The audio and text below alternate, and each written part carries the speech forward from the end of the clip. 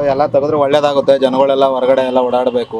ಇವರು ಫುಟ್ಪಾತ್ ಮೇಲೆ ಹಾಕೊಂಡ್ರೆ ಎಲ್ಲ ರೋಡ್ ಮೇಲೆ ಬರ್ತಾರೆ, ನಡೆಯೋಕ್ಕಾಗಲ್ಲ, ಗಾಡಿಗಳೆಲ್ಲ ಗುದ್ದುತ್ತೆ, ಎಲ್ಲ ಆಗುತ್ತೆ. ಅದರಿಂದ ತೆಗ್ದಿರೋದು ಒಳ್ಳೇದೇ ಅನ್ಸುತ್ತೆ. ಸರ್ ಅಂದ್ರೆ 50 ವರ್ಷದಿಂದ ಇಲ್ಲೇ ಜೀವನ ಇಲ್ಲೇ ಬದುಕಟ್ಕೊಂಡಿದ್ದಂತ ಜನ ಸರ್ ಅವರು ಬೇರೆ ಎಲ್ಲೂ ಹೋಗಿರ್ಲಿಲ್ಲ. ಈಗ ಪಾಪ ಅವ್ರುಗಳು ಎಲ್ಲೋ ಕಮ್ಮಿ ಸಿಕ್ಕೋ ಏನೋ ತಗೊಂಬಂದು ಮಾರ್ತಿದ್ರು. ಇದು ಮಿಡ್ಲ್ ಕ್ಲಾಸ್ ಜನಗಳಿಗೂ ಅನುಕೂಲ ಆಗ್ತಿತ್ತು. ಇವಾಗ ಅವರು ನೋಡ್ಕೊಳಕ್ ಹೋದ್ರೆ ಆಗಲ್ವಲ್ಲ. ಸಿಟಿ ಎಲ್ಲ ಫುಲ್ ಗೊಜ್ಜಾಗಿ ಹೋಗಿದೆ. ಎಲ್ಲ ಕಡೆ ಕೊಳಕು ನೋಡಿ ಎಲ್ಲ ತೆಗ್ದಿದಾರ, ಏನೋ ತೆಗ್ದಿಲ್ಲ, ಹಂಗೆ ಇದೆಯಲ್ಲ. ಎಲ್ಲ ತೆಗೆದ್ರೆ ಒಳ್ಳೇದೇ, ಉತ್ತಮ ಅನ್ಸುತ್ತೆ. ಇವಾಗ ಅದರ ತೆಗ್ದಿರೋದ್ರಿಂದ ಇಲ್ಲೆಲ್ಲ ಮೂತ್ರ ವಿಸರ್ಜನೆ ಮತ್ತೊಂದು ಮಾಡೋದು ಅದೆಲ್ಲ ಅವ್ರಿಗೆ ಹೇಳ್ಬೇಕಲ್ಲ. ಇವ್ರು ಏನು ಬೋರ್ಡ್ ಕೂಡ ಹಾಕಲ್ಲ, ಏನು ಹಾಕಲ್ಲ. ಇವರೇ ಮೊದಲನೇದಾಗಿ ಇವರೇ ಎಲ್ಲೂ ಕ್ಲೀನ್ ಮಾಡಿಸಿಲ್ಲ, ಏನೂ ಮಾಡಿಸಿಲ್ಲ. ಇವರು ಈ ಕೃಷ್ಣೇಗೌಡರು ಅಲ್ವಾ, ಕೃಷ್ಣ ಬೈರೇಗೌಡರು, ಅವರೇ ತಾನೇ ಮಾಡಿಸ್ತಿರೋದು. ಇವಾಗ ಮಾಡ್ಬೇಕು ಅವರು ಎಲ್ಲ ಸ್ವಲ್ಪ ನೋಡ್ಬೇಕು. ಇನ್ನು ಶಿವಾಜಿನಗರನ ಕ್ಲೀನ್ ಮಾಡ್ಸೋಕ್ಕಲ್ಲ, ಎತ್ಸೋಕ್ಕಲ್ಲ ಅಂತ ಹೇಳಿದ್ರು. ಇವಾಗ ಅವರು ಹೋಗಿ ಎತ್ಸಿದ್ದಾರೆ. ಎಲ್ಲ ಥರ ಮಾಡಬೇಕೆಲ್ಲ ಅಭಿವೃದ್ಧಿ ಕೆಲಸಗಳು ಇನ್ನೂ ಬೇಜಾನ್ ಕಮ್ಮಿ ಮಾಡಿದ್ದಾರೆ, ಇನ್ನೂ ಮಾಡಬೇಕು ಇವರು. ಯಾವ ಥರ ಅಭಿವೃದ್ಧಿ ಮಾಡಬೇಕು ಅಂತೀರಾ?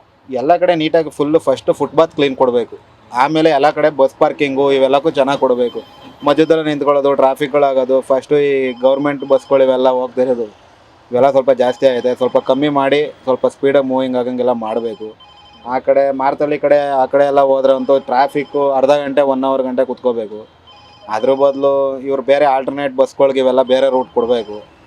ಎಲ್ಲ ಮಾಡ್ರೆ ಬೆಂಗಳೂರು ಚೆನ್ನಾಗಿರ್ತದೆ. ಇಲ್ಲಾಂದ್ರೇನು ನಿಮಗೆ ಹೆಂಗೆ ವ್ಯಾಪಾರದ ಇದರಲ್ಲಿ ಬಾಡಿಗೆ ಬರುತ್ತಾ? ಫುಟ್ಪಾತ್ ಇವಾಗ ತೆಗ್ಸಿರೋದ್ರಿಂದ ಬಾಡಿಗೆ ಬರುತ್ತಾ ಇಲ್ವಾ? ಸುಮಾರಾಗಿ ಬರ್ತಿದೆ, ಏನು ಜಾಸ್ತಿ ಹೇಳ್ಕೊಳಂಗೇನಿಲ್ಲ.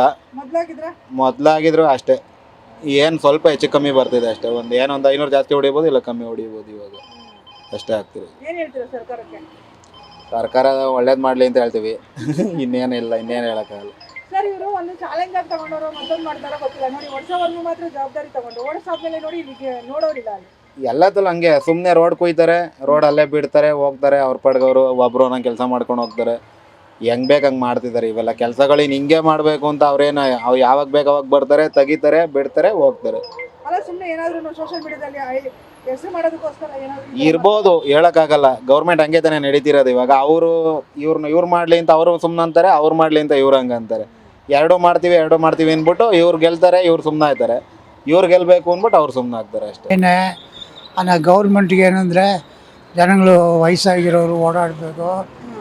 ಕೆಲವರು ಅಲ್ಲಿ ಕೂತ್ಕೊಂಡು ವಯಸ್ಸಾಗಿದ್ರೆ ಕೂತ್ಕೊಂಡು ಹೋಗ್ಬೋದು, ಅಂಗಡಿಗಳಿದ್ರೆ ಆಗಲ್ಲ ಅಂತ ಅವರ ಪ್ರಯತ್ನ. ಯಾರ್ದು? ಗೌರ್ಮೆಂಟ್ದು. ನ್ಯಾಯವನ್ನು ನೋಡಿದ್ರೆ ಬಡವ್ರಿಗೆ ಅನ್ಯಾಯ ಅನ್ನೋದು. ಫುಟ್ಪಾತ್ನಲ್ಲಿ ಎಲ್ಲ ಕಡೆನೂ ಇಲ್ವೇ? ಕೆಲವು ಕಡೆ ಇಂಪಾರ್ಟೆಂಟ್ ಏರಿಯಾ ಮಾಡಿ, ಇದೆಲ್ಲ ಮಾರ್ಕೆಟ್ ಏರಿಯಾ, ಜನ ಓಡಾಡ್ತಾರೆ. ಇಲ್ಲಿ ತಗೊಂಡು ಚಕ್ಕಂತ ಹೋಗ್ಬೋದು. ಬಸ್ ಸ್ಟ್ಯಾಂಡ್ ಹತ್ತಿರ ಇದೆ. ಮಾರ್ಕೆಟ್ಗೆ ಹೋಗಿ ಒಳಗೆ ತಗೊಂಡು ಬಂದು ಆಮೇಲೆ ಬಸ್ ಬಂದರೆ ಭಾಳ ಕಷ್ಟ. ಏನು ಮಾಡೋಕ್ಕಾಗುತ್ತೆ? ಗೌರ್ಮೆಂಟ್ ಹೇಳುತ್ತೆ, ನಾವು ಹೋಗ್ಲೇಬೇಕು. ಸರ್ ಈಗ ಮಾರ್ಕೆಟ್ ಅಂತ ಏನಕ್ಕೆ ಬರ್ತೀವಿ ನಾವೆಲ್ಲ? ಎಲ್ಲ ಮಾರ್ಕೆಟಲ್ಲಿ ಎಲ್ಲ ಸಿಗುತ್ತೆ ಅಂತ. ಈಗ ಕಮ್ಮಿ ಇರೋ ಕಡೆ ಪಾಪ ಮಿಡಿಲ್ ಕ್ಲಾಸ್ ಜನಗಳು ಏನು ಮಾಡ್ತಾರೆ, ಅಲ್ಲಿ ಫುಟ್ಪಾತ್ ಎಲ್ಲ ತಗೋಬೇಕಾಗುತ್ತೆ. ಅವ್ರಿಗೆ ಅಲ್ಲಿ ರೈಟ್ ಕಂಫರ್ಟಬಲ್ ಇರುತ್ತೆ ಅಲ್ವಾ? ಏನು ಮಾಡೋಕ್ಕಾಗಲ್ಲ. ಗೌರ್ಮೆಂಟು ಇದರಲ್ಲಿ ನಾವು ತಲೆ ಹಾಕಂಗೆ ಆಗಲ್ಲ. ಕೇಳ್ಬೋದು, ಅವ್ರು ಕೇಳಲ್ವೇ? ನಾವು ಎಷ್ಟು ಅರ್ಜಿ ಕೊಡ್ಬೋದು, ಅರ್ಜಿ ಕೊಟ್ಟರೆ ಅವರು ಕೇಳಲ್ಲ.